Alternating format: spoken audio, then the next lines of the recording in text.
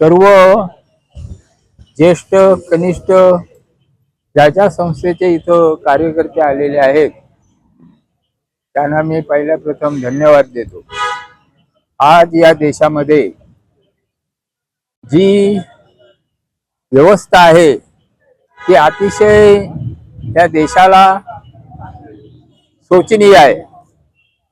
या ठिकाणी शासनाने शिक्षणाच्या संदर्भात जो निर्णय घेतलेला आहे ती परीक्षा सालावारप्रमाणे यावर्षी असताना त्या विद्यार्थ्यांवर त्यांचे हक्क सांगताना त्यांना जे पेपर फुटल्यामुळं परीक्षा पुढे गेली आणि त्यामुळे जो गोंधळ ह्या देशामध्ये झाला त्या दृष्टीने त्या मुलांचं फार मोठं अतोनात नुकसान झालं आणि त्यासाठी ह्या पेपर फुटीच्या दृष्टिकोनातून या चौकशी पोलिसांच्या चौकशीमध्ये हे सिद्ध झालेलं आहे।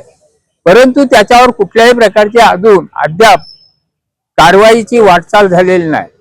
दुसरी गोष्ट जे आज या पेपर फुटीच्या विरुद्ध आज उपोषणाला बसलेले आहेत पोलिसांनी माग 20 दिवसानंतर अगोदर 20 दिवसाच्या नंतर त्यांना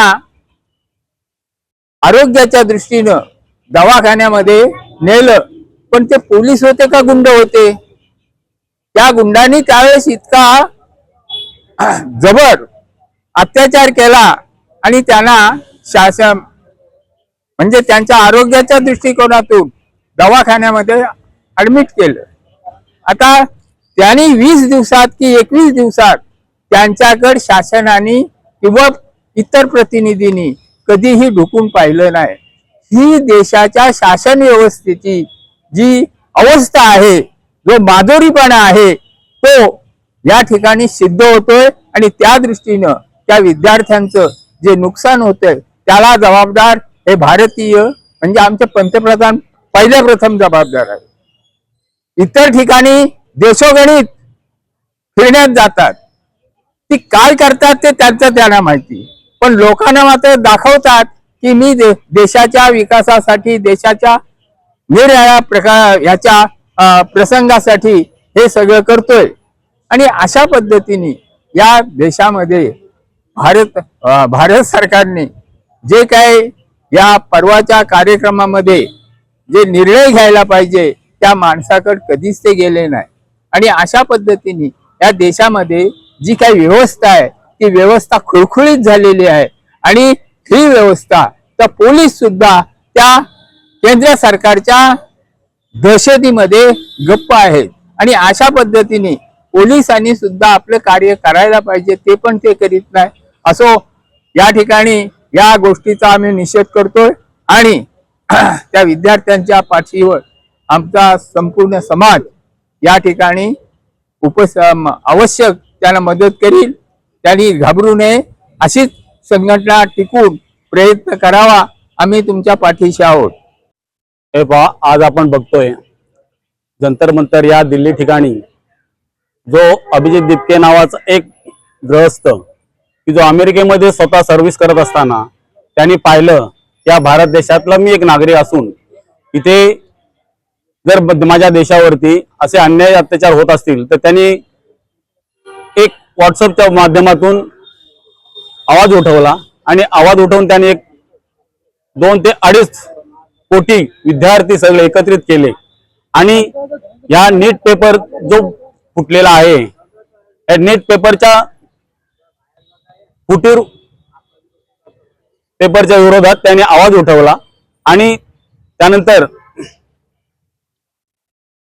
सर्व विद्यार्थ्यांना एकत्रित करून एक आवाहन केलं आणि अभिजित दिपके नावाचा एक ग्रस्त फक्त निमित्त आहे।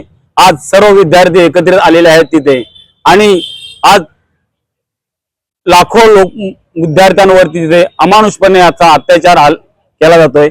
आज 25वा दिवस आहे।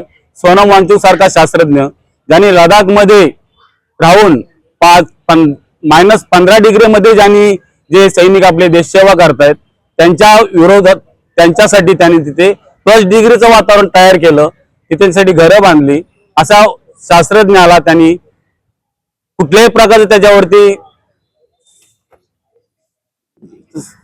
कुठल्याही प्रकारचं त्याला समर्थन केलेलं नाही. आज 25वा दिवस आमरण उपोषण धरत असताना त्याला कुठल्याही प्रकारचं सपोर्ट केलेला नाही.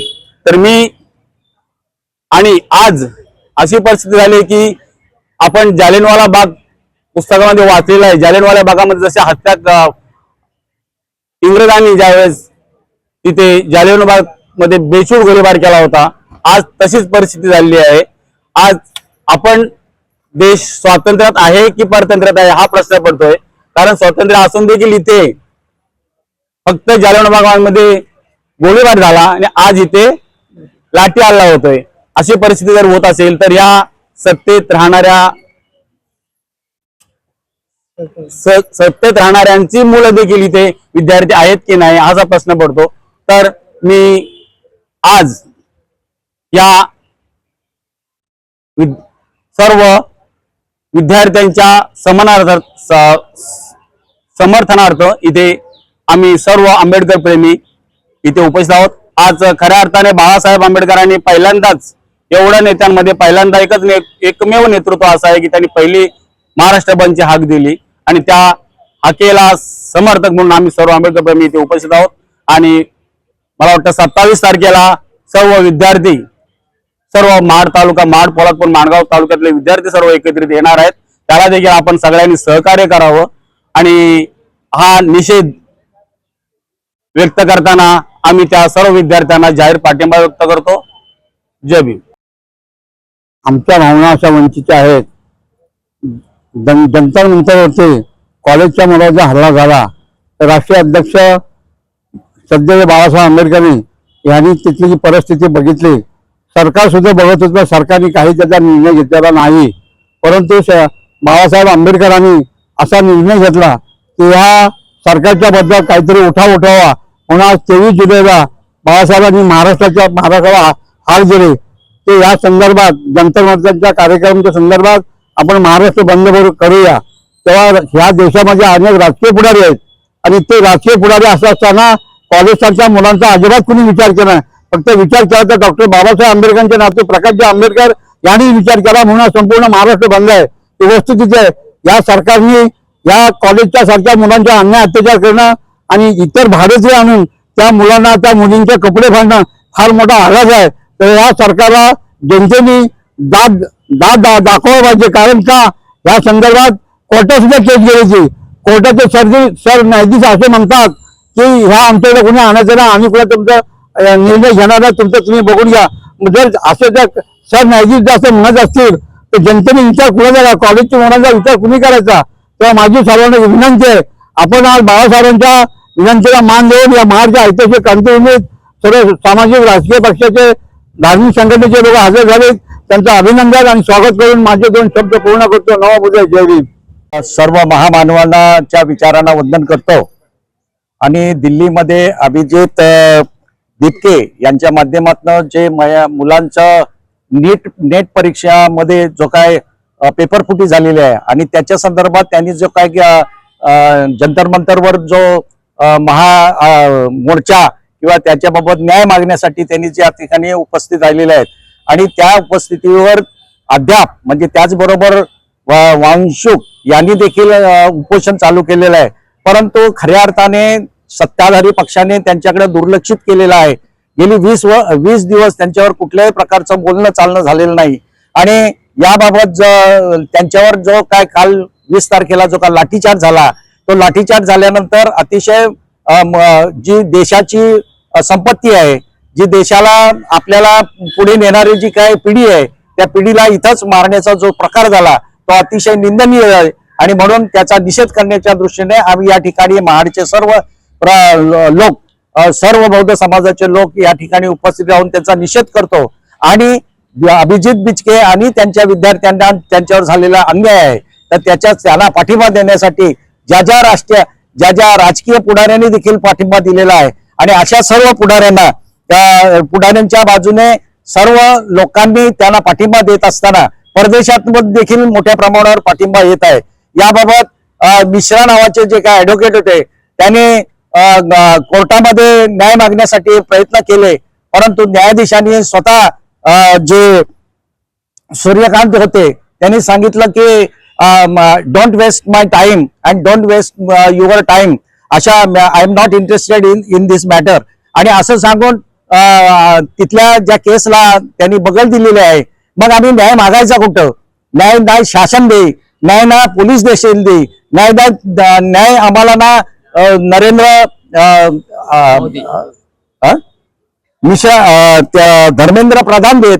मग न्याय मागायचा कुठं? आणि म्हणून लोकांनी ठरवलंय की जनतेच्या कोर्टामधनं आपण जाऊन त्याचा न्याय मागायचा आहे, आणि म्हणून या ठिकाणी सर्व जनता या चौदार तळ्याच्या प्रांगणात उभं राहून त्यांचा निषेध आणि त्या अभिजित दिपकेला पाठिंबा देण्याच्या दृष्टीने या ठिकाणी एकत्र आलेले आहेत. त्यांचा मी सर्व या आमच्या महाडकरांचं मी त्यांच्या वतीने त्यांचा या ठिकाणी उपस्थित झाल्याबद्दल त्यांचं अभिनंदन करतो आणि या ठिकाणी मी माझे 2 शब्द पूर्ण करतो.